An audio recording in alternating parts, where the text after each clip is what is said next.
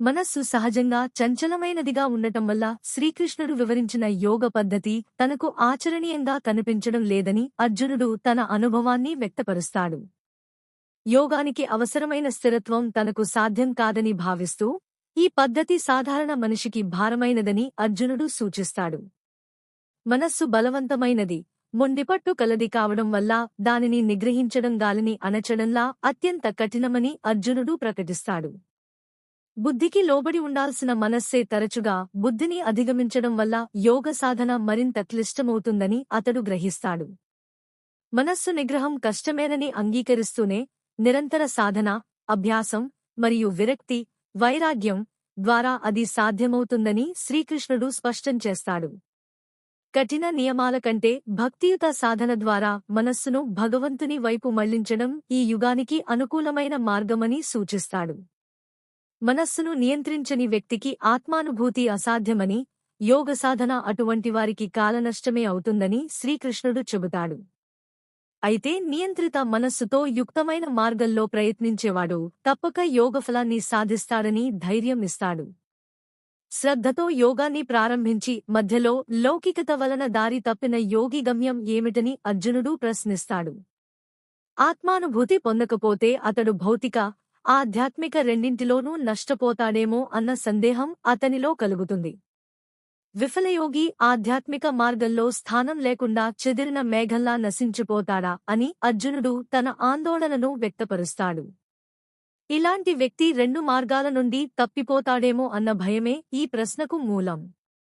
ఈ సందేహాన్ని పూర్తిగా తొలగించగలిగేవాడు శ్రీకృష్ణుడే అని అర్జునుడు నమ్మకంతో కోరుకుంటాడు.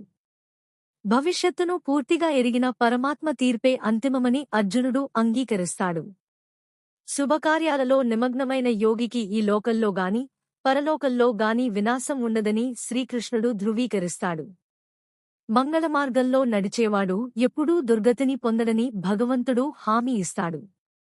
యోగ సాధనలో విఫలమైనవాడు కర్మఫలాలకు లోబడ్డా అతని ఆధ్యాత్మిక ప్రయత్నం వృధా కాదని శాస్త్రం భరోసా ఇస్తుంది. ఆత్మానుభూతి మార్గంలో చేసిన చిన్న ప్రయత్నమైన భవిష్యత్తులో గొప్ప పురోగతికి కారణమవుతుంది. భక్తియోగమే ఈ యుగానికి అత్యంత సరళమైన, ప్రత్యక్షమైన ఆత్మానుభూతి మార్గమని స్పష్టమవుతుంది. యోగ సాధనలో పూర్తిగా విజయము సాధించకపోయినా విఫలయోగి పుణ్యకర్మల ఫలితంగా ఉన్నత లోకాలలో అనేక సంవత్సరాలు నివసించి భోగానుభవము పొందుతాడు. ఆ తరువాత అతడు ధార్మికులు లేదా ఐశ్వర్యవంతులైన శుచివంతుల వంశంలో జన్మించి తన ఆధ్యాత్మిక ప్రయాణాన్ని కొనసాగించే అవకాశాన్ని పొందుతాడు. కొద్దికాలం యోగ సాధన చేసిన తరువాత పతనమైన వారు పుణ్యలోకాలలో నివసించి తరువాత ధార్మిక లేదా ధనిక వంశాలలో జన్మిస్తారు. దీర్ఘకాల యోగ సాధన చేసిన తరువాత పతనమైన వారికి మరింత ఉత్తమమైన, ఆధ్యాత్మికంగా అనుకూలమైన జన్మ లభిస్తుంది. సుదీర్ఘ యోగ సాధన తరువాత విఫలమైన యోగి మహాజ్ఞానవంతులైన యోగుల వంశంలోనే జన్మిస్తాడు. ఈ జగత్తులో అటువంటి జన్మ అత్యంత దుర్లభమై అదృష్టానికి ప్రతీకగా చెప్పబడింది. యోగులు లేదా ఆచార్యుల వంశంలో పుట్టినవాడు చిన్ననాటి నుండే ఆధ్యాత్మిక సంస్కారం, శిక్షణ పొందుతాడు. అలాంటి వంశాలు తరతరాలుగా భక్తులను, గురువులను తయారు చేయడం వల్ల అత్యంత మహిమాన్వితమైనవిగా కీర్తించబడతాయి. పూర్వజన్మలో చేసిన యోగాభ్యాస బలంతో యోగి అప్రయత్నంగా యోగ నియమాల వైపు ఆకర్షితుడవుతాడు. అటువంటి జిజ్ఞాసువైన యోగి శాస్త్ర ఆచారాలకు అతీతంగా పరమలక్ష్యమైన భక్తియోగానికి చేరుకుంటాడు. ఉన్నత యోగులు ఆచార విధులకన్నా భగవన్నామస్మరణ, భక్తియోగానికి సహజంగా ఆకర్షితులవుతారు.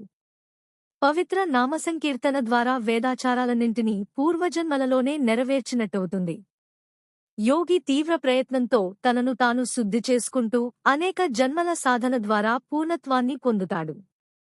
చివరికి అతడు పరమగతి అయిన కృష్ణ భక్తి భావనను చేరుకుంటాడు. యోగి తపస్సుల కన్నా, జ్ఞానుల కన్నా, కర్మరతుల కన్నా అధికుడిగా కీర్తించబడతాడు. అందుకే ప్రతి పరిస్థితిలో యోగిగా మారాలని శ్రీకృష్ణుడు అర్జునునికి ఉపదేశిస్తాడు. కర్మయోగం, జ్ఞానయోగం, ధ్యానయోగం అన్నీ భక్తియోగానికి దారితీసే దశలే. భక్తియోగమే అన్ని యోగాల చరమపూర్ణత్వం మరియు పరమలక్ష్యం. భజతే అనేది కేవలం ఆరాధన కాదు, ప్రేమతో, శ్రద్ధతో చేసే సేవను సూచిస్తుంది. ప్రతి జీవుడి సహజధర్మం భగవత్సేవ కావున భక్తియోగమే నిజమైన ఆత్మస్థితి. ఇతర యోగములన్నీ భక్తియోగాన్ని చేరే మార్గాలేగాని అంతిమ లక్ష్యం కావు. కృష్ణ భక్తిభావనలో స్థిరపడినవాడే నిజమైన మహోన్నత యోగిగా పరిగణించబడతాడు.